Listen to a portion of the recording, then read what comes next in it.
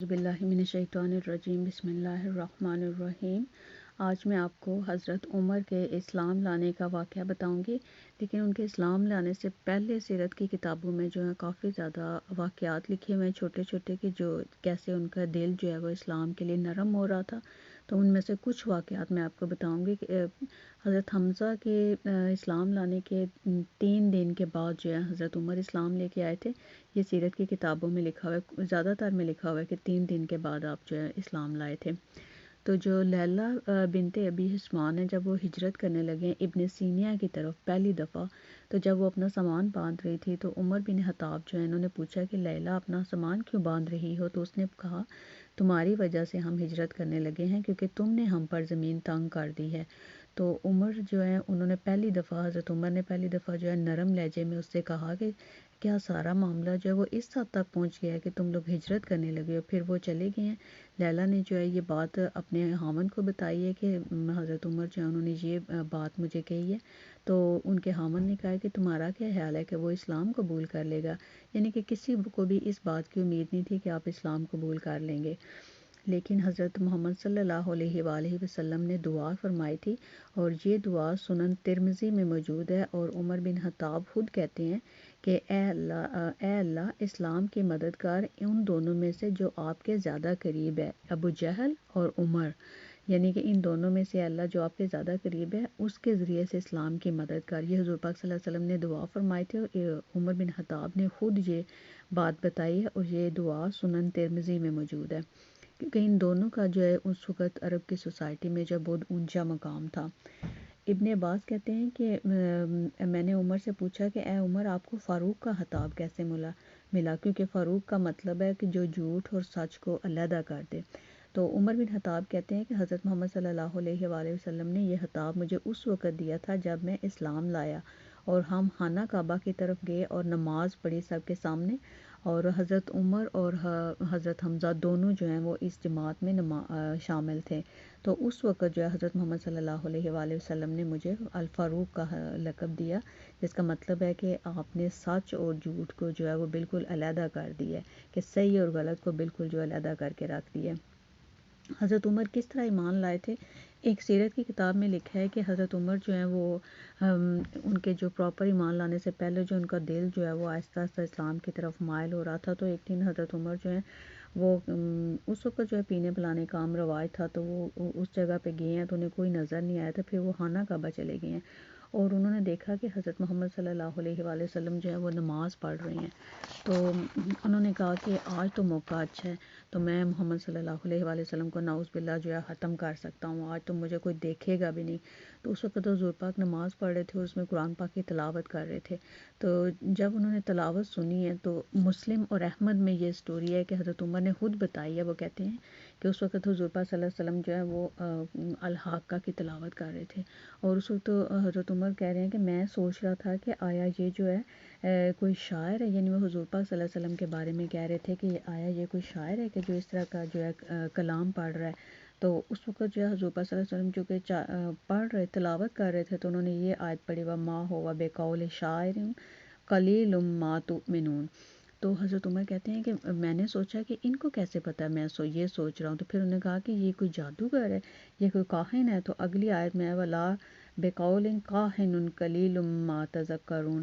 تو یہ حضرت عمر یہ سوچ رہے تھے کہ یہ ان کو کیسے پتہ چل رہا ہے کہ میں یہ سوچ رہا ہوں اور اس کا جواب یہ دے رہے ہیں۔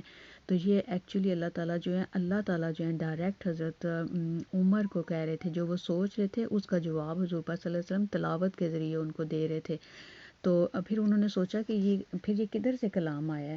تو پھر اگلی جو آیت ہے تنزیل رب العالمین، کہ یہ رب کا کلام ہے، اللہ تعالیٰ کا کلام ہے، اس نے نازل کیا حضرت محمد صلی اللہ علیہ وآلہ وسلم کو۔ تو عمر جو ہیں وہ خود وہ کہتے ہیں کہ میں بات کر رہا تھا اور مجھے لگ رہا تھا کہ وہ مجھے میری بات کا جواب دے رہے ہیں، کہ جو میں سوچ رہا ہوں اس کا جواب مجھے مل رہا تھا۔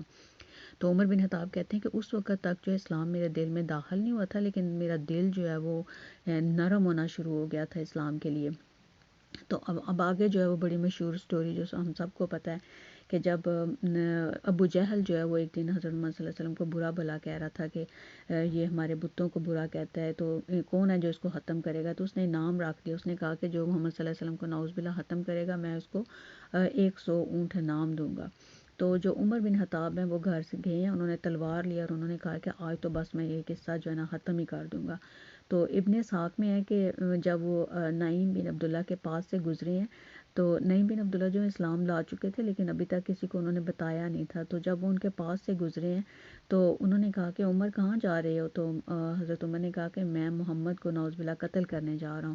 تو نعیم نے کہا کہ تم کیا سمجھتے ہو کہ بنو عبد مناف جو ہیں وہ تمہیں چھوڑ دیں گے محمد صلی اللہ علیہ وسلم کو قتل کرنے کے بعد؟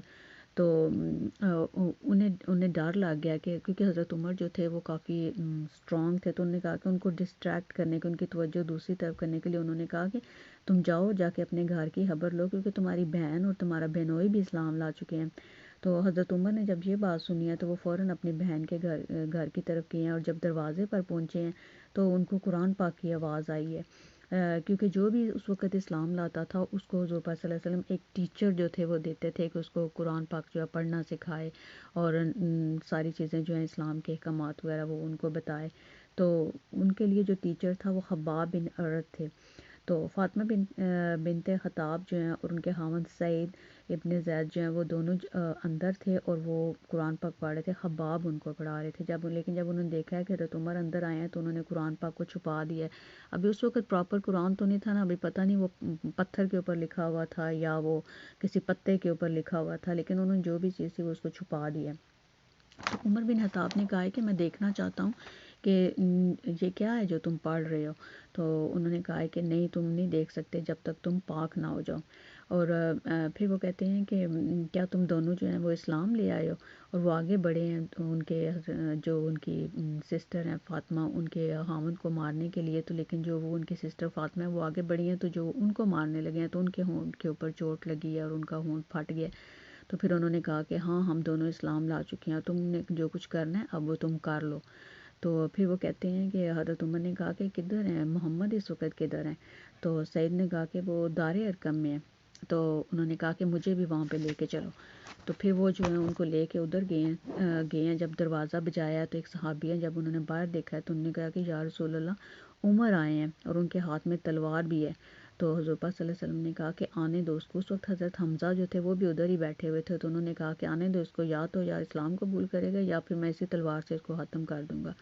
تو دو صحابی جو ہیں وہ ان کو لے کے حضرت محمد صلی اللہ علیہ وسلم کے پاس آئے ہیں، اور ابن اسحاق میں ہے کہ حضرت محمد صلی اللہ علیہ وآلہ وسلم نے پوچھا کہ اے عمر تم ادھر کیا کر رہے ہو؟ تو حضرت عمر نے کہا کہ یا رسول اللہ میں ایمان لے آیا ہوں۔ حضرت محمد صلی اللہ علیہ وآلہ وسلم نے بلند آواز میں اللہ اکبر کہا کہ سب کو پتہ چل گیا کہ عمر جو ہیں وہ اسلام لا چکے ہیں۔ پھر حضرت عمر نے کہا کہ اللہ کی قسم آج کے بعد مسلمان اللہ تعالیٰ کی عبادت چھپ کر نہیں کریں گے، اور اس پر نبی اکرم صلی اللہ علیہ وآلہ وسلم جو ہیں وہ مسلمانوں کے ساتھ دار ارقم سے نکلے ہیں، اور بعض کتابوں میں نمبر جو ہے وہ ڈیفرنٹ لکھے ہوئے ہیں اور زیادہ تر میں لکھا ہوا ہے کہ 40 لوگ تھے۔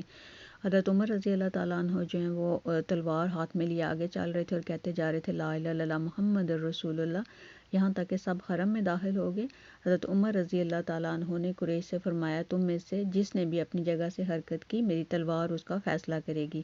اس کے بعد رسول پاک صلی اللہ علیہ وآلہ وسلم اور تمام مسلمانوں نے کعبہ کا طواف شروع کیا۔ حضرت عمر رضی اللہ عنہ آگے آگے رہے، مسلمانوں نے کعبہ کے گرد نماز ادا کی اور سب نے بلند آواز سے قرآن پاک کی تلاوت بھی کی، جبکہ اس سے پہلے مسلمان ایسا کچھ نہیں کر سکتے تھے۔ اور حضرت عمر اور حضرت حمزہ جو ہیں ان دونوں کے اسلام لانے سے مسلمانوں کو اور اسلام کو جو ہے کافی زیادہ تقویت